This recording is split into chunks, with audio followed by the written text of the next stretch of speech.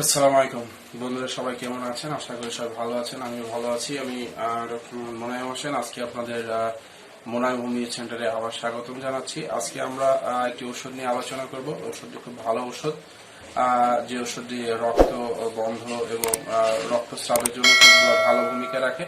সেই ওষুধটির নাম হলো হেমামালিস। হেমামালিস ওষুধটি কখন কিভাবে দিব এবং এর উৎপত্তি স্থল এবং ক্রিয়াকাণ্ড এবং পরিচয় লক্ষ্য নিয়ে আলোচনা করব। তো আমরা তাহলে ওষুধটি সম্বন্ধে চলুন শুরু করি।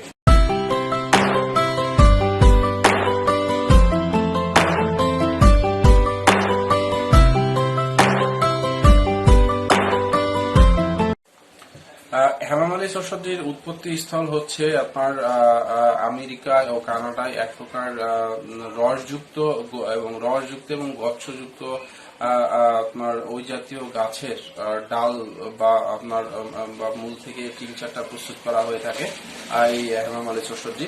আর হেমামালিস ওষুধের ক্রিয়াকেন্দ্র হলো আপনার শীর্ষবাহক, তারপরে রেকটাম, জননেন্দ্রিয় অঙ্গ প্রত্যঙ্গের উপরে, গলা এবং লিভারের উপরে এবং উদর এর উপরে খুব ভালো কাজ করে।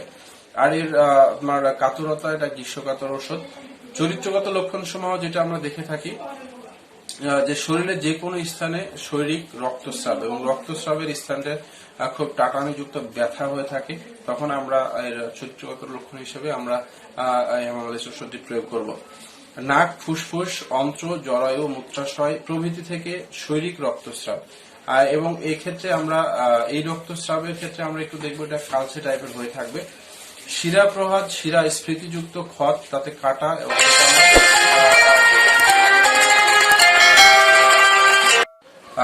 ফোটানো ব্যথা, মনে হয় যে এই জায়গাটা ব্যথাযুক্ত হয়ে থাকে।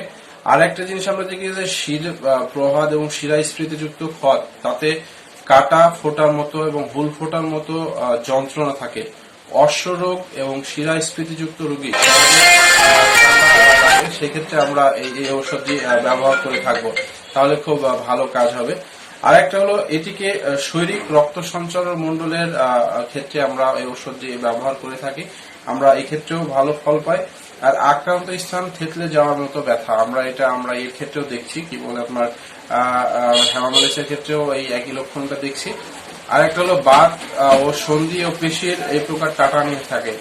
আর হেমামালিসের ক্ষেত্রে আমরা দেখি যে কেটে যাওয়া এবং ছিঁড়ে যাওয়া এবং পিষে যাওয়া জনিত ক্ষত এবং পড়ে আঘাত পাওয়ার মতো ক্ষত, এবং এটি থেকে রক্তস্রাব যদি বের হয় এবং রক্তস্রাব নিবারণের জন্য আমাদের খুব ভালো কাজ করে এই আপনার এই ওষুধটি, হেমামালিস ওষুধটি খুব ভালো কাজ করে। আমরা এটা এখন আর্নিকার ক্ষেত্রেও পেয়ে থাকি। আর্নিকার ক্ষেত্রে একটু ডিফারেন্স থাকে।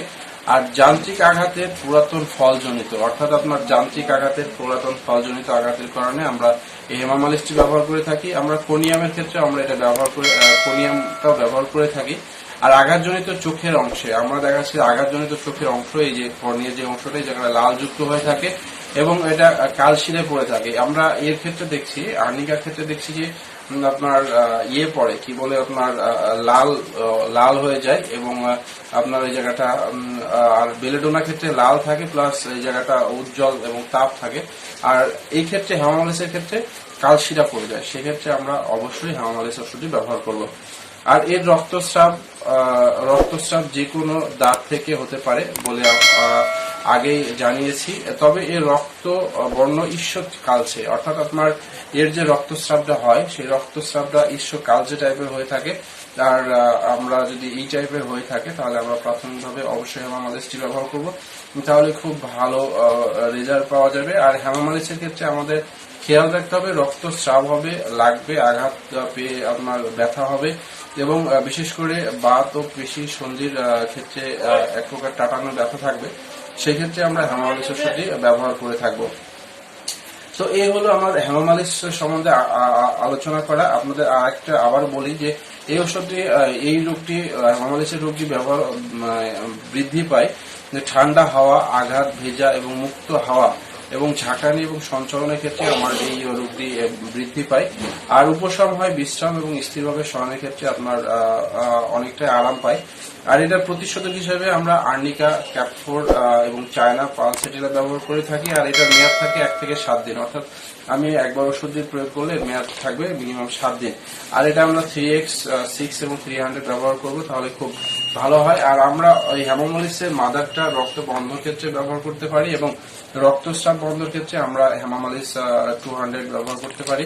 আর আমরা রক্তস্রাবের জন্য বা যে লেগে রক্ত বের হলে আমরা ক্যালেন্ডুলা ব্যবহার করব, ক্যালেন্ডুলা মাদার ব্যবহার করব। এবং খাওয়ার জন্য আঘাতজনিত যদি হয় তাহলে সেক্ষেত্রে আমরা ক্যালেন্ডুলা, আর্নিকা ব্যবহার করব, তাহলে খুব ভালো উপকার পাবো।